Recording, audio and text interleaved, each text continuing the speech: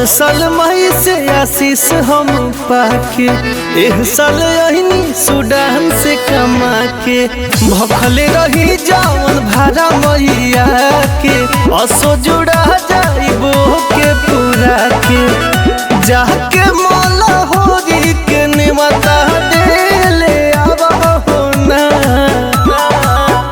बोलो मुझे आ गई सगर हो समानवा बनवा ले अब हो ना। बोलो मुझे आ गई सगर हो समानवा बनवा ले अब हो ना।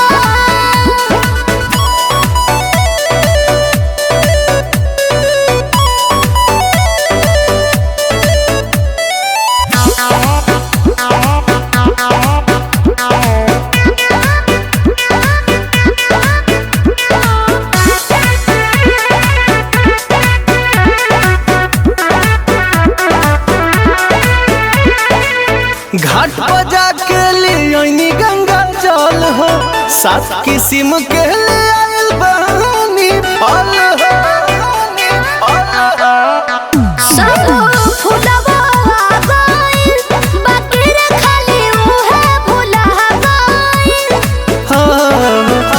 पंडित जी बैठे ओ सोनिया ले आब हो ना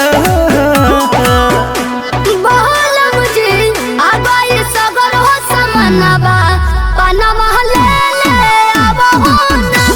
बोलो मुझे आ गई सगर हो समानवा बनवा ले अब हो ना।